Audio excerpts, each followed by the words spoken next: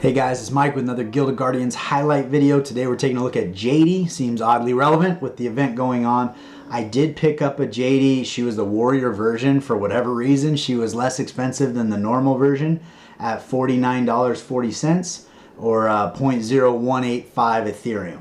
Alright, so we do have her on the account here, outfitted to level 100. Put some gear on her, got her to 691,000 power. Which is a little bit on the higher side, but I did want to give her an honest go and see how she's doing. We might also just deck her out completely, throw her in the team in place of one of our healers and just see if she does better. So let's jump into her skills and then we'll come back and take a peek at her gear. Her ultimate ability is All Things Grow. It's a healing ability. She creates a flower field with a radius of 5 meters under the most forward positioned ally. That removes curse continuously, restores HP to allies within it. Every second, HP equal to 110% of Jadey's attack is restored, lasts up to 6 seconds. So we want to build her with high attack because that's what her heal is based off. It's kind of similar to Aquarius. Her secondary heal is Pollen. Target the lowest HP ally. Restore HP equal to 90% of Jadey's attack every second while also removing poison effects. Lasts for 5 seconds. So that's going to be a 5-second heal on a single target ally with the lowest HP at the time. And then Sweet Dreams is crowd control. She targets the furthest enemy, deals 200% of attack as magic damage, and causes sleep for 4 seconds. If the enemy is attacked, they will awaken. But that is a great way, especially when you think back row damage dealers. She's putting them to sleep for 4 seconds while your tanks are out in the front taking out the tanks and warriors. So that's 4 seconds you're not taking damage from potentially a Darizda or some back row damage dealer, which could be pretty beneficial. Her passive is Nature's Veil. Enemies that attack Jadey have their attack and attack speed reduced by 2% for 6 seconds, can stack up to 5 times. So that could be a 10% reduction in both their attack power and their attack speed, assuming they hit her continuously. So there's a lot of stuff going on in her kit. I do think she is going to be one of the better healers in the game. Really excited to have a legendary healer in the game. So let's take a peek at her gear and see how I got her outfitted. I did put her with a little bit of attack here. I was trying to keep it realistic as far as her overall performance there. We did get her outfitted with attack boots, and then we have attack on the main stats as well here, and then your standard defense and HP. So Jadey is a Terra Intelligence Keeper support. So the Terra will be a negative affinity as we jump into the Great Forge. Alright, so we are into that first battle room. This is probably the worst way to test a healer bringing her in because she's really not designed to do any damage. She did quite a bit right there, but she's designed to heal, and that's really her purpose. So she'll probably keep herself alive, or you see those ticks of health coming up. This is her ultimate ability, creates this 5-meter radius. Everybody in that will receive heals for 6 seconds. And then her other ability is targets the ally with the least amount of HP, which will always be her because she's the only one here. And it'll tick up health on that for 5 seconds. So you saw the double ticks of health. She's coming out here with full health. Again, she is negative affinity, so that is pretty impressive that she's coming out with full health. And pretty slow as far as the damage that she does. So we're on into that second room here, and like we were talking about, her damage she puts out is really not that high, but she does do a lot of healing, and especially in that area. Now, theoretically, this area is going to be your forward-most ally. So that could be an assassin behind enemy lines. It could be the row of tanks or tank and warrior you have in the front. But theoretically, that's going to be the people that need the heal the most.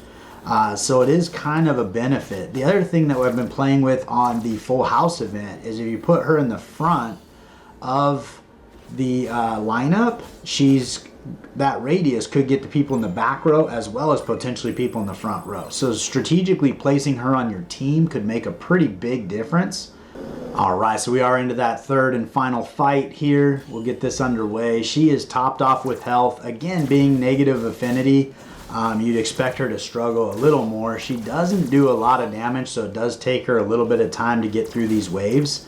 But you can see her heals are very effective when they kick in, especially as she's getting both of her healing abilities stacked on top of herself. So she's very capable of keeping herself alive for the duration. It's just a matter of doing the damage. So these battles are running a little bit long, but I do actually want to bring her into my team and see if we can attack at a level I haven't beaten before and see what kind of progress she might be able to make. I think replacing a Flix with her might be the right way to go, just because of her healing being a little more AoE ability focus. That might just make sense. So we'll give that a shot after she clears this wave, assuming that she's going to make it through, because I don't think they're going to be able to kill her unless they stack up a bunch of stuns. And she's just slowly picking them apart, getting it done. So she is a very impressive healer. I'm very pleased with her and what I've seen in the Roadblocks event, not Roadblocks, the Full House event. That was the other event that came out. The Full House, if you haven't been looking into that, it has been a pretty cool and fun event. One of my favorite things about the Full House event is that it gives us the opportunity to actually play with the new champion. So you get a feel for what she does before you invest or sacrifice your calling crystals or whatever the case is. It is a little bit unfortunate that we can't upgrade her skills and get her passive and all the different pieces of her kit going, but it does get us a chance to put our hands on her and see if it's somebody that could benefit the team. So what I'm going to do now is I'm actually going to go back in here. I'm going to outfit Jadey. I have a tough time with her name, I don't know why, with basically all of the things I have on Flix. And then we're going to jump into the adventure mode and see if I can progress the account. All right, so we did get our gear back on Tianlong, but we did outfit Jadey with the second best gear we got. Actually, I think it was third, because I think we got Grizel dialed in. But we got her dialed in, which we don't have attack boots, unfortunately. We only have the one pair of attack boots, and they're going on Tianlong because he's our damage dealer. But I did pull the crossbow off of Darizda to get an extra 20% attack over here, and then we could probably actually upgrade this just to get her a little extra attack on that. So why not? Give her the best chance to do a good job. We did get her skills almost completely dialed in. We do have a little bit better we could do on these two, but the other two are maxed out. So that's going to be helpful in that space. And we could get a little more damage out of this guy here, and then this would drop, or excuse me, increase to 6% instead of 2. So we have 5% stacking 5 times is 25%. A potential attack and attack speed reduction. So that's pretty big time. That could do a lot of work for us. So we're going to jump in here into Requiem. We are on to the Forbidden Library. And we have beaten Challenge 2, but we have not beaten Challenge 3. So we're going to give this a shot. I think we are going to put her up front with Tuskrog, just because that way her radius should include the back row and potentially the front row as well. But depends on how far forward Tuskrog presses on, because the radius is around the forward most champion.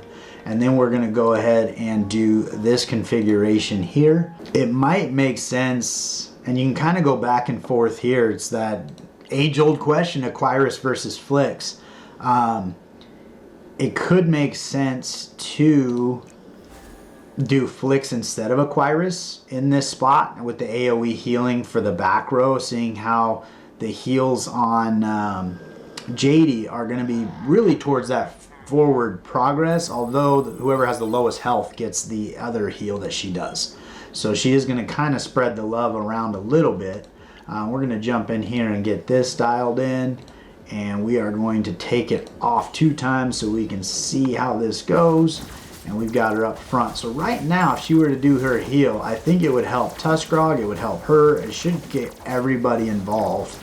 And I think, oh, we just lost Grizel, so that's no good.